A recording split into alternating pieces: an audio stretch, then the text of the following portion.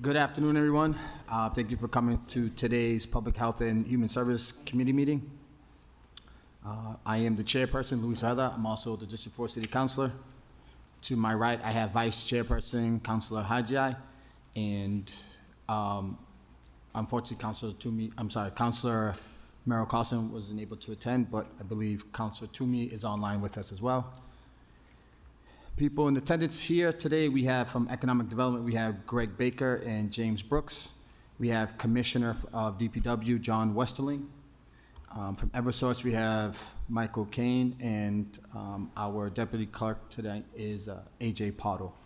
We do have others in attendance, so I believe when it's time to speak, just please introduce yourselves. There's a lot, which I really want to say thank you to everyone that's here before I forget. I've had a couple committee meetings, and I haven't had many in attendance. I think this is the important. This is where most of the work will be done. So I really want to emphasize that.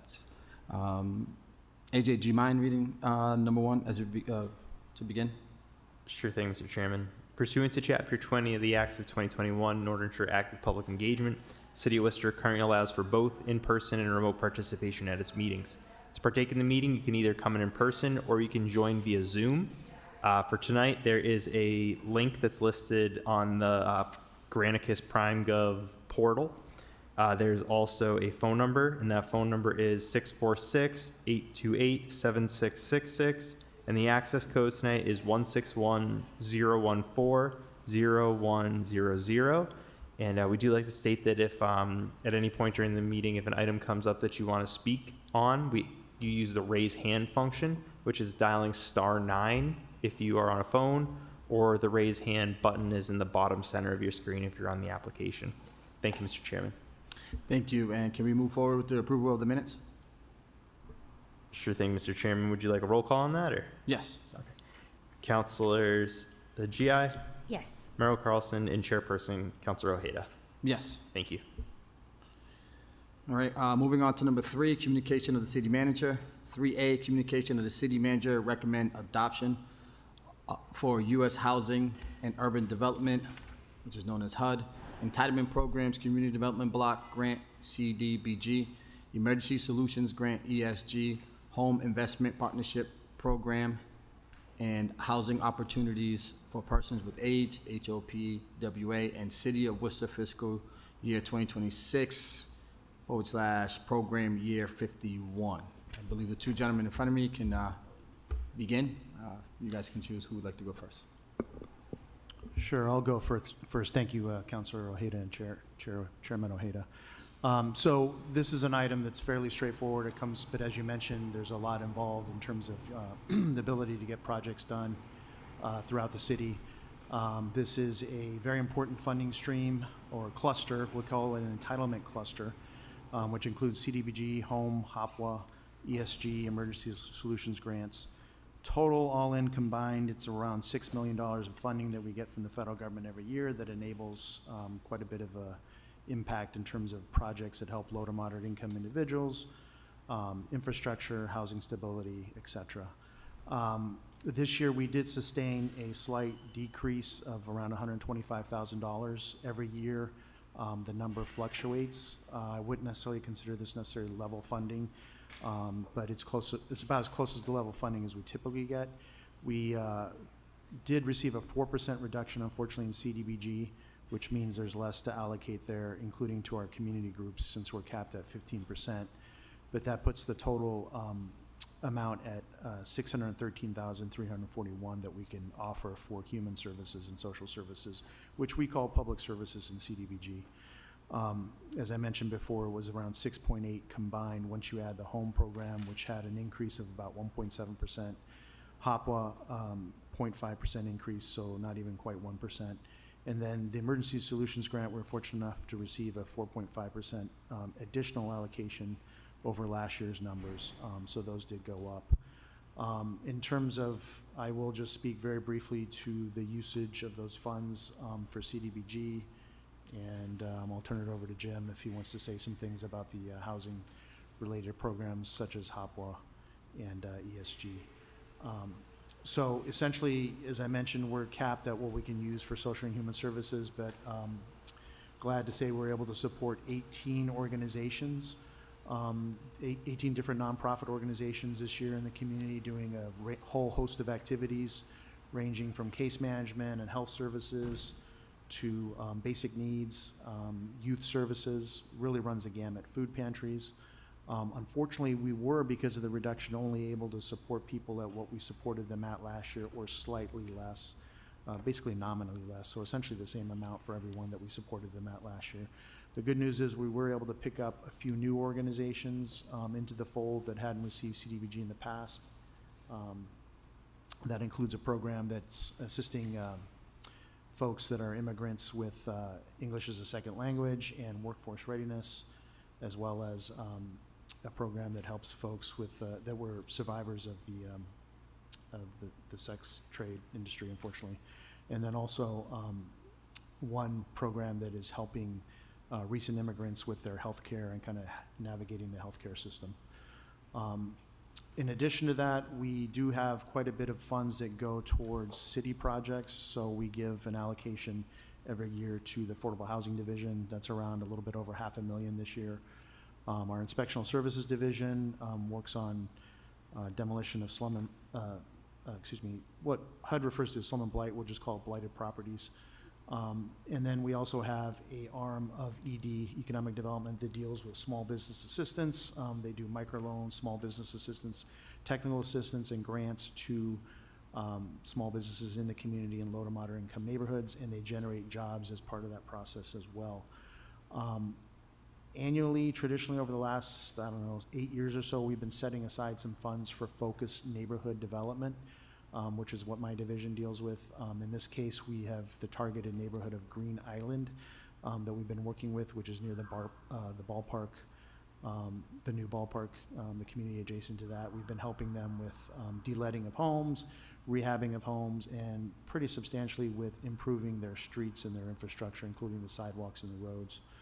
And then lastly, there's a set aside this year of approximately $1 million that the city manager is committed to year over year to assist the school district with repairs and new construction or additional construction on school facility sites throughout the city that are in low to moderate income neighborhoods. And then lastly, there's a few programs that we call public facility improvements. There's nonprofits that are able to apply for that. We selected this year, as I look at the list, it looks like 3 primary programs that will be assisting through that, anywhere from almost $200,000 to around $20,000, depending on the ask. We usually give people their full amount on that because they're physical projects, and we need to, make sure that the projects are able to get done. With that overview, I'll turn it over to Jim if he wants to speak briefly to Hopewell and ESG. Sure. Go ahead. Sure. One second. You had mentioned the demo of blighted properties. Yes. Is that back on the property owner? Like, So- do they get billed for that, and then Jim can address this better because his division addresses it. Okay. I'll turn it over to Jim. Yes, thank you, Mr. Chair and committee for having me here today. So the Housing Development Division manages a range of grants, including these here tonight, as well as some competitive grants in lead, as well as the Affordable Housing Trust Fund, and we also help manage the inclusionary zoning process. As far as your question regarding demolition, one of the things Community Development Block Grant does manage is our demolition program. Really in concert with inspectional services. We work with the Chapter 139 process with inspectional services to identify these blighted properties. Could be blighted through fire, flood, just lack of maintenance. And we work with the homeowners or property owners to really come up with a solution so that most of these properties do not have to be demolished, whether it's finding a new buyer, funding sources, and other methods to really keep housing intact. As we all know, housing is really difficult to build new. So anytime we demo a property, we really take a lot of consideration and thought before we issue that demo order. With that being said, public safety for both the public as well as our first responders is paramount. So we do have funding available for demolition of properties, and these are really residential properties we're talking about with this funding source. It's not commercial properties at all. It's residential structures we're talking about. And most of those have gone through that Chapter 139 process for at least 6 months in most cases. So the property owner has had plenty of time to come up with a plan. And really, because of fiscal or just capacity constraints, they can't come up with that plan. So this is kind of the final option. Yeah, thank you. Just so I have a better understanding, so for instance, there was a fire on Stoneman Road. It was pretty bad. I believe they were told they had to take it down. If the owner doesn't have the means at that moment, and it has to be taken down within a certain amount of time because it is dangerous to the abutters, the city comes in, helps with that. That's where the money goes, or the owner still has to pay back the city? Sure. So the first method is usually through insurance. That's really property insurance is for.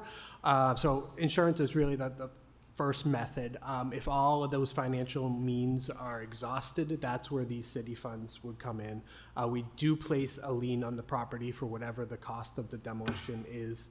It's a no interest type lien, and that would be paid off back to the city so we can reuse and reallocate these funds, which happens from time to time. Sometimes it takes 5 or 10 years for that to happen before the property transfers and sells, but we do place a restriction on the property to get those funds back.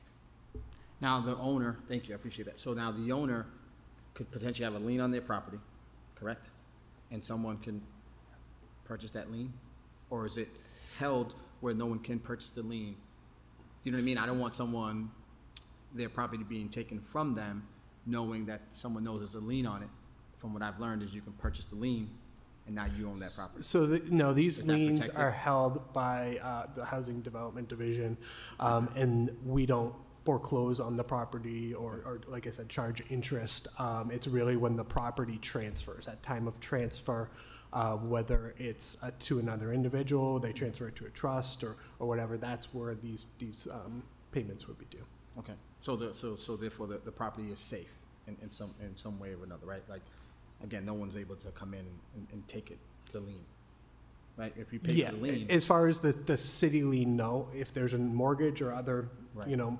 other lien on the property and they're in a more senior position, then they would Okay. potentially be able to. But as far as the city lien, All right, thank you. You can continue. Appreciate it. thank you. So just going back to our funding streams, as Mr. Baker mentioned, one of our funding streams really is community development block grant. The majority of what the Housing Division does there is rehabilitation of owner-occupied properties, whether it's primarily through code violations that these properties are flagged along the line, and Inspectional Services really does a good job trying to connect resources to especially owner-occupied individuals who just don't have the financial means to complete these projects. And most of them are kind of the core systems of the building, whether it's roofing, heating systems, plumbing systems, electrical systems. They can apply through community development block grants through our owner rehab program to do these repairs. In return for getting this access to funds, we do place a 5-year residency restriction on the property, meaning they're going to stay in their home for a minimum of 5 years.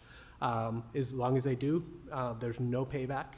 The restriction is released. And really what that does is, number one, keep home ownership in place in the neighborhoods, but also keeps potential owners from flipping their property and making a profit. So we want home ownership, stable neighborhoods, and that's really what the goal of this is, as well as in improving the existing housing stock. We do have a separate elder program, which is pretty much the same program as our owner occupied, is just age restricted, so we separate the funds out a little bit. That is really the fastest growing source of intake referrals is our elders as they become kind of income restricted with inflation. So that is primarily what the Housing Division utilizes Community Development Block Grant for. We also receive a few other funding sources, one of those being the home program. Really, there's two major things the home program can do. It can help in the development of new housing, the new housing stock. So the majority of our affordable developments within the city have home funds within them as part of their whole funding stack. Most affordable housing projects require multiple sources of funding to make the financials work on the project. And in most cases, in order to access state and federal resources, you need what's called a local match. So we come in as a city, as the Housing Division, and provide a local match through our home dollars. That's not always the case. We can use home to build first-time home ownership opportunities, such as Habitat for Humanity has utilized these funds in the past. But really, the home program, number one, is to create new housing. The other thing we can do with that is what's called tenant-based rental assistance, and that can be utilized to help pay for rent. So that's the home program. We did get a little bit of improvement this year, just under 2% increase from last year in those funds, so just under $1.6 million in order to create those new units. So that's really the source of funding we use to create a lot of this new affordable housing within the city. The next funding source is Emergency Solutions Grant. These source of funds are really geared towards homeless. There's a variety of things we can do with these funds: emergency shelter, street outreach, utilities, transportation, and then also a small portion of it goes to what's called the Homeless Management Information System. Basically, that's the data collection system that we use to track a lot of these metrics within the homeless system that you routinely hear about. We are capped at 60% of our total allocation to both shelter and street outreach. We can utilize no more than 60% total of our funds, which this year are $470,000 total for both emergency shelter and street outreach. So that's one of the capacity constraints we have there, because we hear that all the time: why can't you fund shelters more? And that's really the capacity constraint there. In addition, we also receive what's called Hopler funding. Hopler funding is our kind of unique funding source, housing opportunities for persons with AIDS, HIV. And this is a regional grant. This is one of the city's only kind of regional grants within the housing sphere. We cover one Connecticut county, Northeast Connecticut, which is kind of like the Thompson, Connecticut area, as well as all the way up to New Hampshire line, so Fitchburg, that whole area.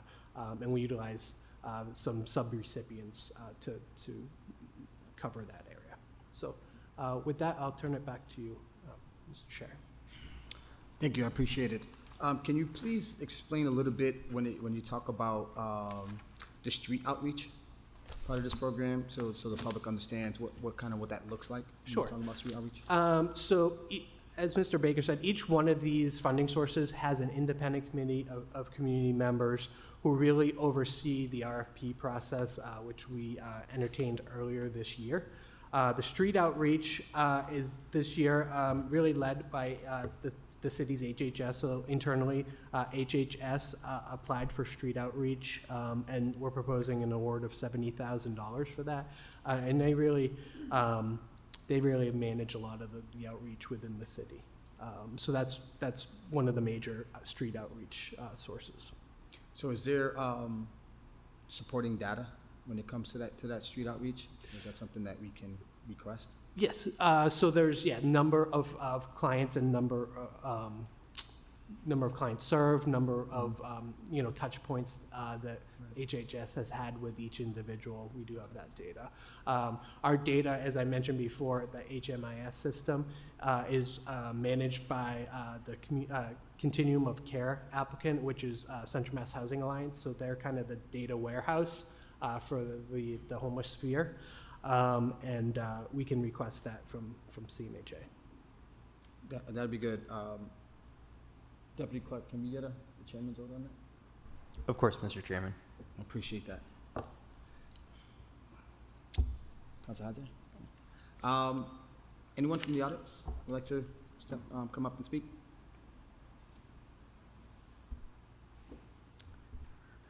Hello, my name is Michael Murphy. I am the outgoing chair of the Community Development Advisory Committee. Just want to speak to you briefly about what our process has been like this year. So the committee came together and the city department put together a binder for us for all of the applications that were before us for the year. Each committee member would review the applications individually, and then we'd come together as a group and discuss each of the applications. And then again, each committee member would go back and score each of the applications individually. Those scores were then aggregated, and those aggregated scores were sent to the city manager for his review. I can tell you this is my 8th year on the committee, and this is the most active committee that we've had for quite a few years, since probably prior to COVID. So I think, although this is my last year, I think that the committee is in good hands moving forward. Thank you, appreciate it.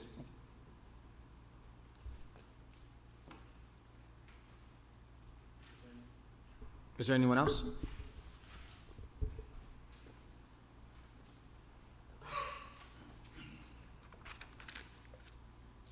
Hi, my name is Anicia Jimenez. I'm the community organizer for Worcester Common Ground. And I just wanted to show my support for the recommended adoption of the HUD programs and the importance of that and the projects within them. Thank you. Thank you.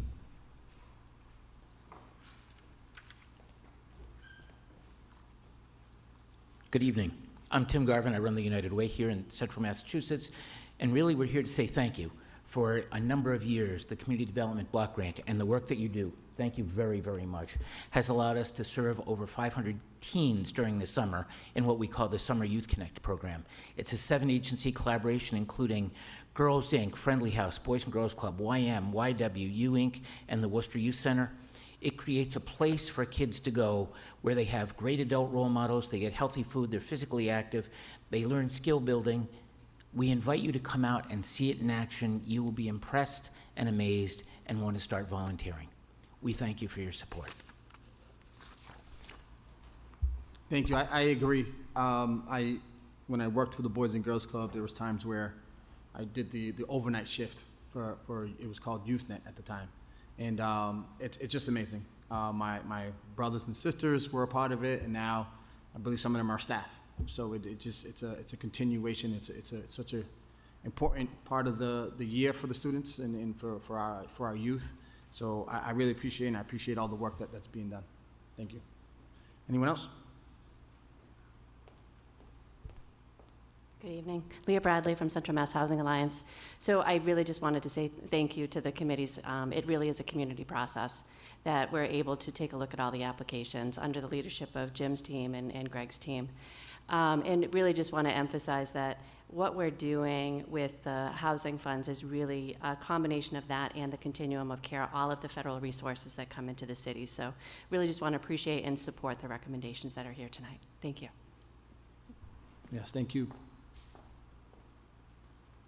Anyone? Anyone else? Mr. Chairman, we have one person raising their hand remotely. Okay, let's move forward with them.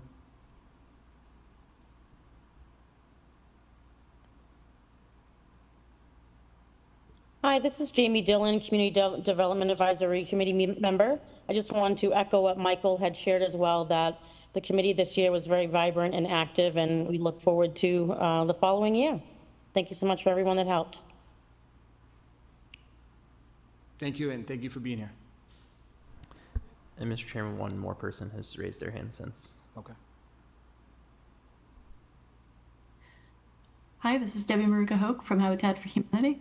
I just want to also express my support for these housing and community development funds. The difference that having these funds available makes for the work that we can do in the community cannot be overstated, and I appreciate the committee and I appreciate your support. Thank you. Thank you. Is that all? All set, Mr. Chairman. All right, Councilor Hadia, questions? I believe we just have one chairman's order, correct? That's correct, Mr. Chairman. Okay, and then we'll move to file. Mr. Chairman, there are 4 resolutions inside this item, so your recommendation would be to adopt to bring back to the full council for adoption of those resolutions. That is correct. Thank you. Councilors Hajai, Yes. Merrill Carlson, and Chairperson Councilor Ojeda. Yes, Thank you. thank you.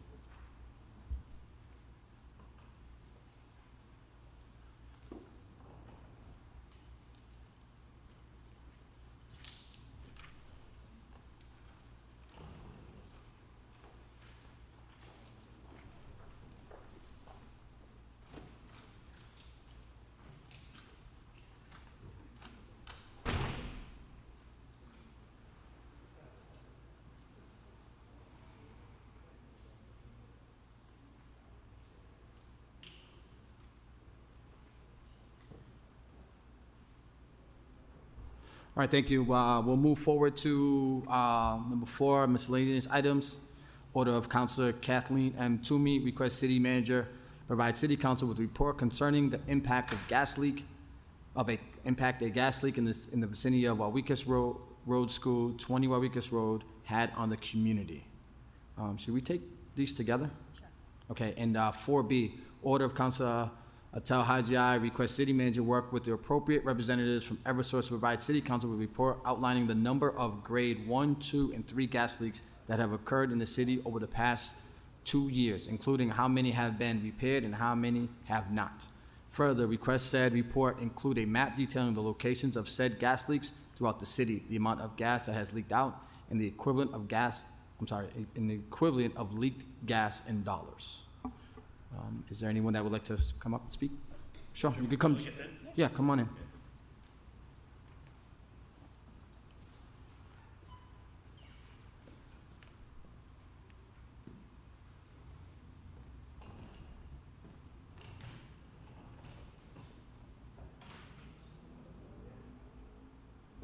Thank you, Mr. Chairman, and through you to the members.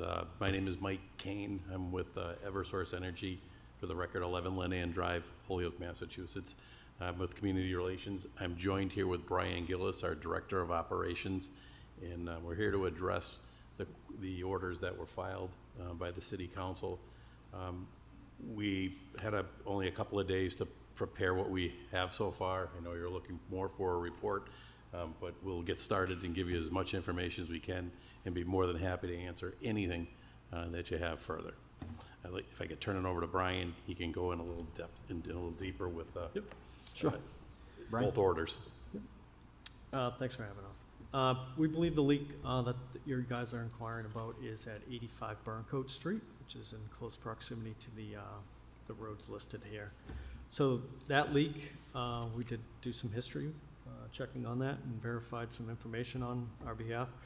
So April 1st, at this particular location, we had a call came in from the fire department of an outside odor at a manhole, which resulted in us responding, classifying the leak upon a leak investigation and verifying that that leak was a grade 2. Grade 2 leaks have a 1-year compliance date. We do monitor them at a 6-month basis, go back and recheck, resurvey for the leak mitigation to see if it expanded or has remained the same. On April 28th, we got another call back to this particular location, whether it was someone passing by or walking by, but an odor in the roadway. We responded, followed up with an additional leak investigation. At that time, determined it was a grade 1 leak. So a grade 1 leak requires us, it's an emergency. We call it an emergency dig safe, initiate the gas repair immediately on the spot. So we excavated that evening, went into the evening, finished up into the early morning. The following day, we excavated down, we installed a clamp on the gas main and encapsulated a belt joint to secure that leak at that location. The vintage of the gas main there's a 4-inch line and a 6-inch line, cast iron and both in bare steel.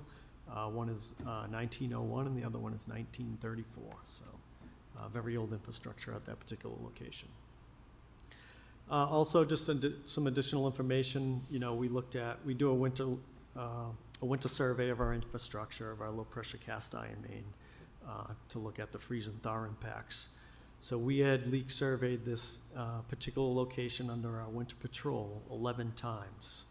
We started January 8th and continued till March 20th, and found no gas readings at that particular location. So this was a gas leak that most likely came up as shortly after, the freeze and thaw, the frost, mitigated late March, and, got called in. We responded initially, investigated, responded the second time. That leak had, expanded, requiring us to excavate that and make a repair. Thank you. Question, and maybe I missed it. So on April 1st, there was reported some type of gas leak. Yep. It was a grade 2, Correct. Yep. and you had 1 year for compliance? Correct. Is that correct? Yep. What was done? What was done at that time? Yeah. So no excavation, just a leak survey. So the service tech goes out, he's taking readings of the 4 6-pack, the dwellings on both sides of the street, looking at the manholes, drilling into the ground, to putting the probe in to get gas readings there too. So checking the total area. And it was determined that there was a gas leak at that time? Yep. Yes. But no work was done to remedy? Correct. Could you explain the gradings? Yes. So there's three classifications of a leak. Grade 1, life and property could be in danger. So it's an emergency for us. We make the repair on the spot. Grade 2 is not as hazardous. That leak is, it's no evidence it's going to mitigate to a house, or For property. life and property. So we have a 1-year compliance date on that and monitor it at 6 months. A grade 3 leak requires us. It doesn't require a repair with a commit date, but it requires us to annually monitor that location for advance. So, it seems like, obviously, it went from a grade 2 to a grade 1 Yep. within 3 weeks, a little bit more, about 4 weeks. Correct. Is that common? Mr. Chairman, think of frost in and frost out. That moves the ground. So Brian will go in a little deeper Right. when the frost comes in and when Yeah. the frost goes out. Conditions change with the frost. Correct. Looking at the actual gas readings, when you look at the map they took and the readings, it was a slight change when we went back the second time, but the slightest change just brought us over that threshold. So we had a 5% threshold of gas reading in a manhole, and we went back the second time and had a reading at 6%. Just put us. Now, these lines, underneath that frost line? So how deep is it? Is it, because obviously, there's a frost line. Our lines are typically 3 feet deep. Okay. Obviously, old vintage stuff could be deeper, could be shallower, but I'd say on average, about 3 feet. Frost does get down to that level, gets Right. deeper. Sometimes we're in the frost, just below the frost. Okay. So would we say most of our lines, because they're very old, are within that frost line? I'd say if we're getting frost down in the, once the frost depth starts to exceed about 3 feet, we're starting to see services and probably some of our gas main in Okay. the frost. Okay. And with it started off as a grade 2 and is not as hazardous, again, is it common for it, once that frost line or whatever starts to change, have you noticed the change throughout, I don't know how many actual grade 2s you've had over the years? How many of those grade 2s have become grade 1 within that certain amount of time? Or is that something common within the winter change, the seasonal change? I wouldn't say it's that common. A lot of times with the frost, with the cast iron, Mhm. the main cracks, and, that's a good amount of gas coming out of the pipe. It's low pressure, but it's still a good amount of gas, and that results in a grade 1. Okay. And usually with the frost is if you got a cracked main, that gas starts to mitigate sideways instead of coming straight up, and then going sideways, could put you up against dwellings, Okay. buildings, and we respond to, and we get readings up against the foundation. Mhm. That's a grade 1, immediate repair. Councilor Hudson? Yeah, thank you, Mr. Chairman. Nice to meet you, Brian, and Mike, good to see you again. So, I appreciate the giving us an overview of the difference between grade 1, 2, and 3. I would say in 2019, I worked with a group of mothers in the community. I was sharing with Michael that we met with the president of Eversource, and we hired a gas leak expert who went around with us, did an audit of some of the areas that we had identified as having grade 1 and 2 leaks. Yep. And some of whom were close to parks, Beaverbrook Park, Main Street School, Great Brook Valley. So we identified 5 leaks that we identified as grade 1 that needed repair. So we got Eversource to agree to fix those leaks, and it's been because of that work that I learned a lot about the health impacts of gas leaks, the way they kill trees. We know that around Elm Park, for example, they've killed at least 2 trees that are really good mature trees. We know that the particles remain in the air. They cling to people's hair and clothing, and we know that grade 1 leaks are also dangerous for explosion. And I'm glad that you explained the gas can travel all the way to the basement of a property. And so the impetus for this order has been that I've noticed as I walk and drive around the city, I've seen, at least in District 5, several excavations. So I usually stop and ask whether it's grade 1, 2, or 3. And I've noticed in the last couple of times it definitely sounded like a grade 1 leak. So I was curious to see, because we haven't had this report in a while, to understand from your perspective, if you can give us, and it doesn't need to be today, I'm hoping that maybe the chair might hold this item so we can have you back. But because of the cost that this costs taxpayers in the city, residents, we pay for gas leak that we don't use. The health impact they have on trees, on people. My hope was that we could get a more expensive map and view of where we are with these repairs. How many of these gas leaks, specifically in the category 1 and 2, remain unrepaired? I know there's a map from a nonprofit that tracks them through the state. I think that's a hard read for the average person. And so what I was hoping that we would do is, hopefully we have you back, just give us a more detailed view of what is this costing our residents, first of all, and also where we are with all these repairs. As we understand, the infrastructure is quite old. So that's kind of the landscape and why I put this order in. So I'll let you respond to that, and maybe you can give us a timeline as to when you think you might get that report to us. And through the chair, would love to have you back in public health to discuss that. Thank you, Mr. Chair. Yeah, so short notice, we did prepare some stuff, but we don't have everything. We could leave this with you if you'd like to start taking a peek at that, and I can even touch on some points, but we can go back to the team, and start putting together a full report of what you've requested for that. But, I can just briefly, if you want me Just to. simple numbers. Some simple. Yes, some- please. 2024. Just some simple numbers Sure. from 2024. And I don't know if you guys, I'm sorry, we're not looking at it electronically, but at least you got something to visually talk about. And this was kind of just high level, and then we get into some leak data, which I can talk to. But just the first one, leak-prone pipe. Leak-prone pipe is cast iron and bare steel or unprotected coated steel. And if you look at the map in here in Worcester, you'll see that nearly 50% of the gas mains in the city are leak-prone pipe. So everything you see in red needs to be replaced. Everything you see in blue has either been replaced or it's, coated protected steel on a rectifier, a mag particle system, or with catholically protecting that gas main. So 50% of all the gas mains in the city, leak-prone pipe, that's about 170 miles. And when you look across our whole footprint, less than 21% of our system is leak-prone. So that just shows you there's a higher concentration in the city.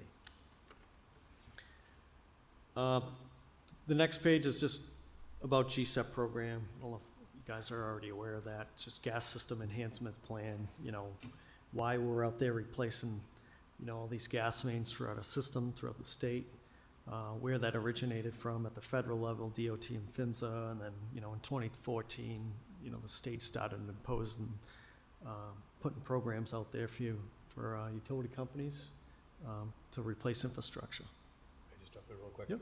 And Mr. Chairman, through you, we work closely with the commissioner's office to work with roads that they're going to be paving. We try to get in there before they're going to pave, put any of these leak-prone pipe areas, work with them prior, get all our stuff out of there, and allow the commissioner to come through and pave after. So we work very closely with the Public Works Department. Thank you. No, that's very important. I know the last thing you want to do is tear up a road all over again. They're great to work to with. do that. And I'm glad you mentioned that. So, and I was going to mention, I know communication to the residents. I'm really big on that, in making sure we get that information out. I know sometimes I'll get a phone call or something. Somebody will send me a picture, and it's late at night, and people don't know. If there's a way where we can, I'm not sure if you guys have it on your website or whatever it may be.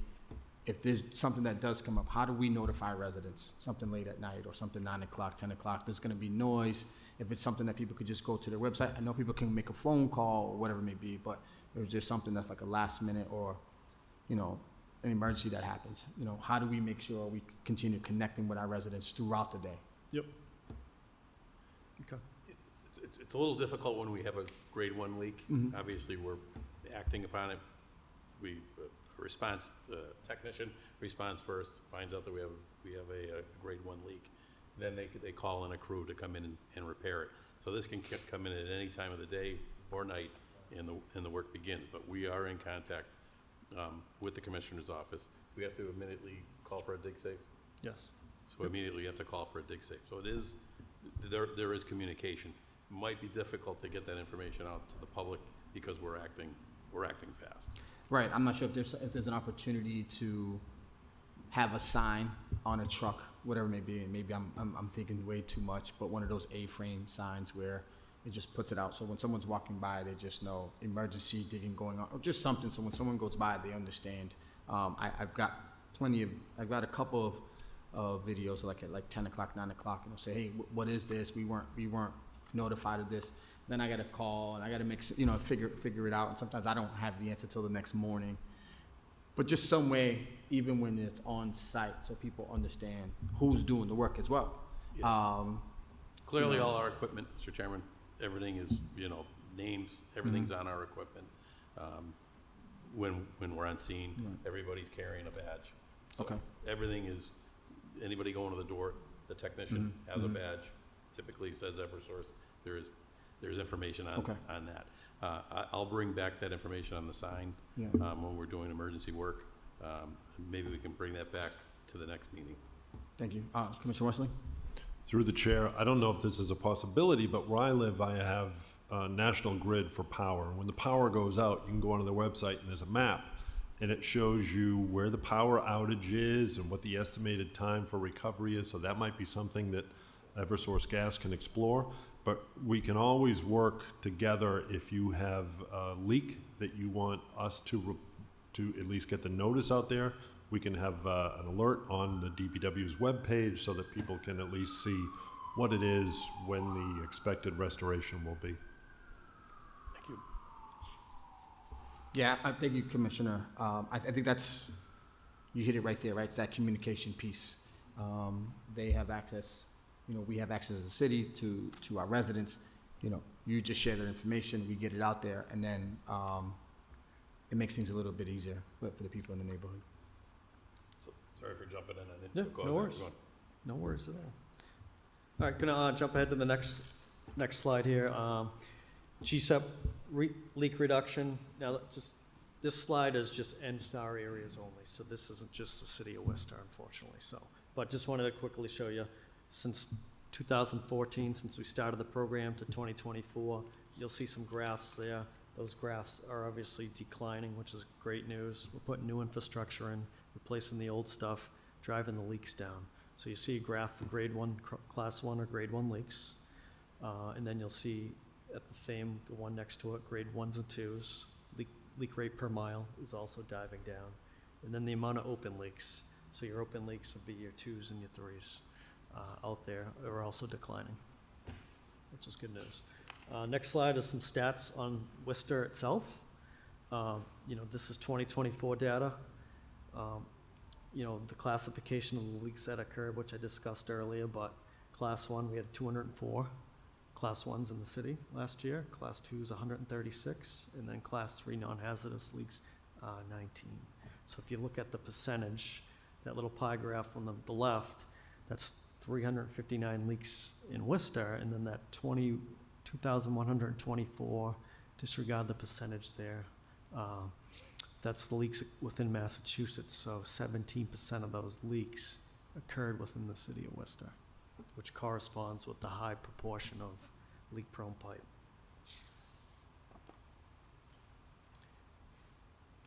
And then the last slide is just, some facts about, repairing leaks, repairs versus replacement. We believe that repairing leaks is not an alternative to replacing pipe. We want to replace the pipe and eliminate all leaks or probability of leaks occurring, throughout the future. And eliminate, maintaining that old infrastructure and spending more and more money on it consistently. Those pipes are underground, they'll continue to deteriorate, and we have infrastructure in the ground back into the late 1880s. It's long surpassed its lifespan. So we can get you some more detailed data. I know this was very high level, that we were able to quickly put this together this morning and late yesterday. Some stuff on the costs, we looked at, you had a question about, how much gas was lost due to leaks. We don't have that broken down by, municipalities. That's an annual filing we do for lost gas and unaccounted for. So we estimate about 3% of our gas is lost and accounted for. But we believe that out of that 3%, only 0.06% of that is actually gas lost due to leakage. The remaining percent of that is lost. It's not lost, it's just the billing cycles. We have the opportunity to bill customers at 20 different intervals per month. So based on those intervals, with all the gas usage, trying to get those, it's just, we can't line them up to an exact date where the numbers correspond to give us, the exact location where we need to be. So that's why you see, call it like a factor of safety, when you see that 3% lost gas versus what we calculate as being only 0.06% of that is actually being lost in leakage. So with these gas leaks, right? Yep. Some of them are leading into homes, right? So it's a gas line leading into a home, right? Those meters, right? Yep. The meters are most times before the gas leak? Correct, yep. So Yeah, so the meters are typically, they could be in the basement if they're older, inside meter fit. All the newer meter fits are installed outside, usually right at the edge of your house, your garage. But that's where the gas meter is. That's where it's tracking for billing purposes. So yeah, all of our gas leaks are mostly underground, on the service or on the main. Okay, and the reason why I asked that, so anyone listening in or in the later on online see it. If there is a gas leak, the residents aren't paying for a gas leak that's unknown. You know what I mean? Like if I'm getting gas into my house, but I didn't know there's a gas leak, am I paying extra? You get what I'm saying? Yep. For something that's being Exactly. leaked. Yes, So- it's not like it's leaking out in your yard and your meter's spinning faster and you're paying more money. It's Right, not so the you don't know. case. Or some, so it's just like a water leak at the main, when it comes in at the meter. Yep. I think I have one right now. Right at the meter, there's a water leak right at the meter, right? Sure. Is that similar to the gas? So I guess the question is, or the statement is, the resident is not taking on that cost, right, of an unknown gas leak, and they're paying extra money because suppose, that gas is still coming through. You get my point? Do you understand what I'm saying? Yeah, I think Okay. I do. Anything past the meter, and if it's leaking. So sometimes in a home, there's that flexible piping going to their dryers or other types of heating equipment. If there's a leak inside the home, that is passing through the meter. Prior to the meter, nothing is not calculating more for that customer. This is more lost and unaccounted for that's out in our system, in our pipes.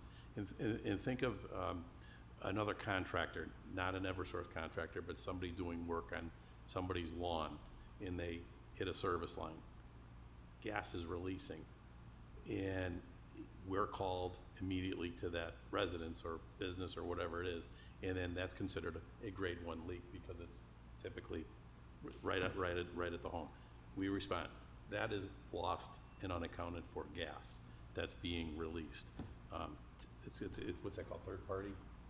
Correct. A third party hit by another contractor, or another contractor doing work in the streets that hits one of our lines. That's a release of gas, lost and unaccounted for. All right, yeah, I If just that makes want to sense. make sure, no, it makes total sense. I just wanted to make sure, again, anyone listening, that they understand that they're not, like, oh, wait a minute, that explains why my bill is what it is. It's like, no, it's outside, it's not going through your meter.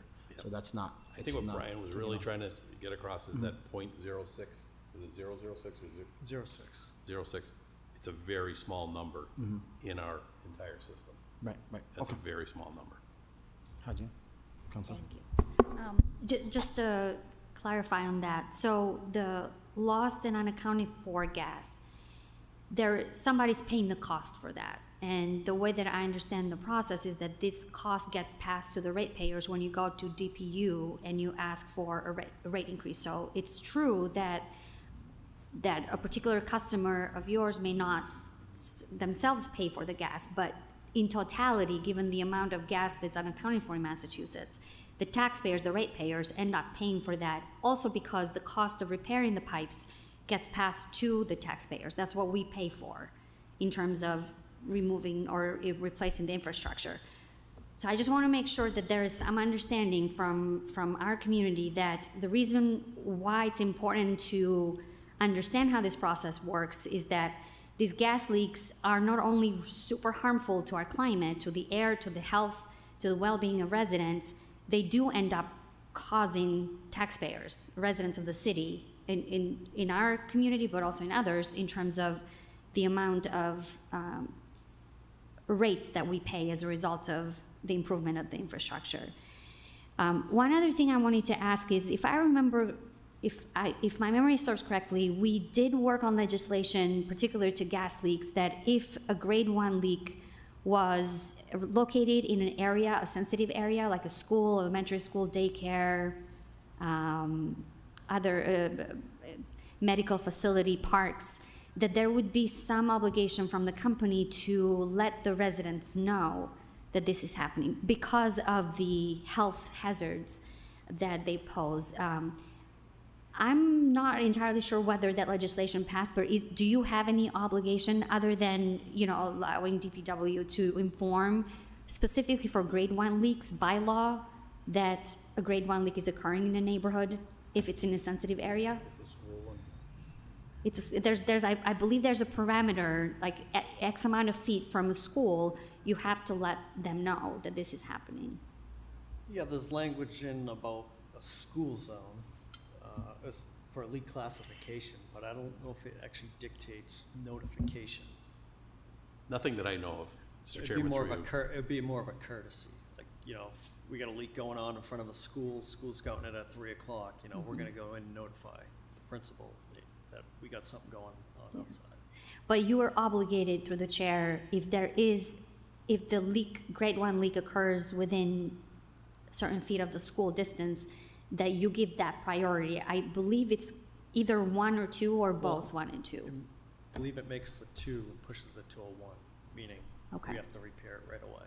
Right As away. opposed to sit on it. So could we add that to our report? Whether you could give us, in the last 2 years, how many leaks have occurred in the vicinity of schools and what the response time has been on your part? That'd be great. Thank you, Mr. Chair. Councilor Toomey, is Councilor Toomey still with us? She is, yes, Mr. Chair. Councilor Toomey, you have any questions?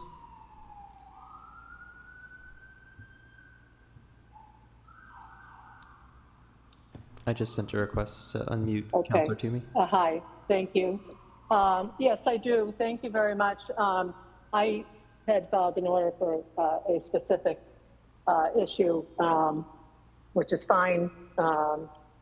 I am curious about the repair and how the repair was done.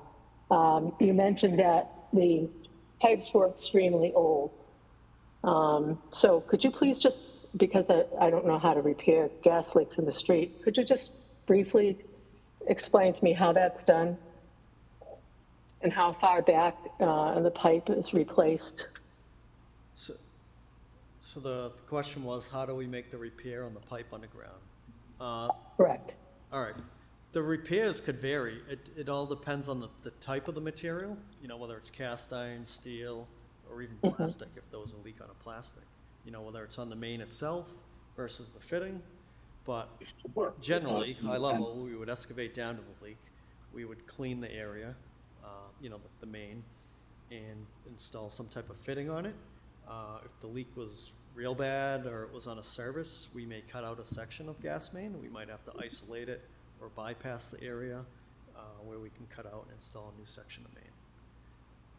So Okay, they do vary. It's not always the same exact type of repair. The fittings do vary based on the type of material and the pressure that the pipe's running at. So in that particular case where on Burncoat Street, Yep. how much of the pipe did you cut back? Because you said that was very old. Yeah, we didn't. Early 1900s. We didn't cut out any pipe on that particular repair. We excavated it down and found some corrosion on the main, which was leaking. So we were able to clean up the area, install a clamp on the main, and then we had a bell joint. So a bell joint's where a section of cast iron joins another section. Okay. So that's the joint.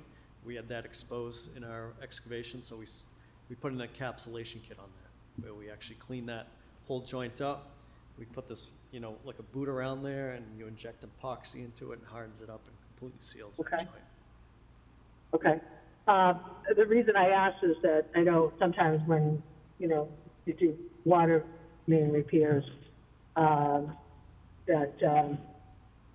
sometimes repair can impact further on down the line, pressure and all of that stuff. So I didn't know if it was somewhat similar with gas pipes. But, I appreciate what you have presented, and I'm looking forward to the other information. I'm wondering, through you, Mr. Chair, if we could also get some information on the impact to the environment from a level 1 leak, such as that we had in that particular area. I know there were a lot of people in the neighborhood who really were impacted by that.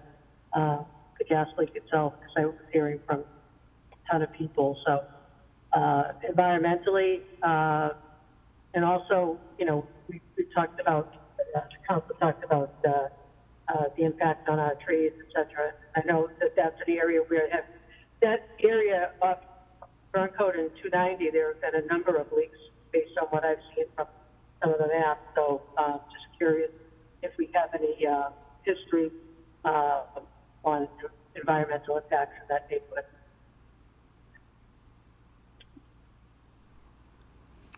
Sure, no problem. Thank you. Is there anything else? No, that's it. Thank you very much. Yes, I was wondering if we should file 4A but hold 4B. How do you feel about that?